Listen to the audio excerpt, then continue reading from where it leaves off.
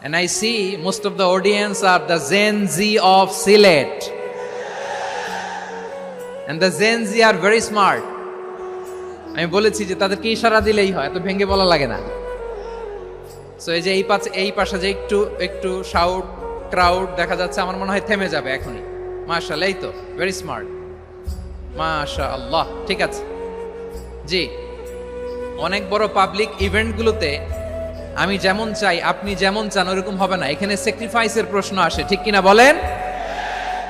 তো স্যাক্রিফাইস করতে হবে এবং 9:30টার মধ্যে আমাকে প্রোগ্রামও ক্লোজ করতে হবে, যেহেতু দূর দূরান্ত থেকে অনেক জেলা থেকে আমাদের ভাইয়েরা এসছে, তাদেরকে আবার নিরাপদে ফিরতে হবে। সো আপনারা যদি আওয়াজ করেন, কথা বলেন, বিশৃঙ্খলা করেন, আমরা যে ইনস্ট্রাকশন মঞ্চ থেকে দিব তার বাইরে যে যদি কিছু করেন, একে অপরের দিকে তাকান, অন্যদিকে মনোযোগী হন, তাহলে আপনারা বঞ্চিত হবেন। আমরা এসেছি কোরআন থেকে কথা শুনতে, ঠিক কিনা বলেন?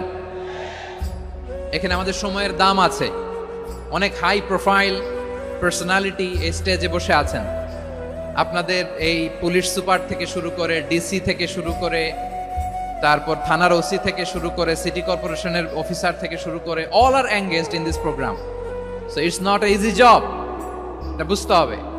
সবার কোঅপারেশন ছাড়া এত বড় পাবলিক প্রোগ্রামকে সাকসেসফুলি, পিসফুলি অর্গানাইজ করা সম্ভব না। আমি শেষবারের মতো এই যে এই পাশে আমার প্রিয় কলিজার টুকরা যুবক ভাইদের বলবো, তোমরা কষ্ট করে একটু আজকের 1 ঘন্টার জন্য একটু বসে যাও। হ্যাঁ দেখেছি, মাশাআল্লাহ, হ্যাঁ দেখেছি, এই যে হাত নাড়ালাম, হাত নাড়িয়ে শুভেচ্ছা জানালাম, ঠিক আছে, মাশাআল্লাহ মাশাআল্লাহ মাশাআল্লাহ, ঠিক আছে, আল্লাহ কবুল করুক, আল্লাহ কবুল করুক। এরাই হচ্ছে আগামীর বাংলাদেশ। এই যে সিলেটের সমন্বয়ক যারা 24-এর ছাত্র নাগরিক অভ্যুত্থানে যারা নেতৃত্ব দিয়েছে, ফ্রন্ট লাইনার হিসেবে কাজ করেছে, ওরা এসে আমার সাথে দেখা করলো, প্রাণ ভরে আমি দোয়া করেছি, তোমরাই আগামীর বাংলাদেশ, তোমাদের হাতে নিরাপদ আমার এদেশের লাল সবুজের পতাকা। সো তোমাদেরকে দায়িত্বশীল ভূমিকা রাখতে হবে। মাশাআল্লাহ, হ্যাঁ হ্যাঁ, হেরে যাবে হিংসা, জিতে যাবে ভালোবাসা, ঠিক আছে, দেখেছি দেখেছি দেখেছি, মাশাআল্লাহ মাশাআল্লাহ। তোমার এই তো শান্ত, এভাবে কয়েক মিনিট একটু কোঅপারেট করলে আমি কিছু বার্তা, কিছু মেসেজ আপনাদের সাথে শেয়ার করবো ইনশাআল্লাহ।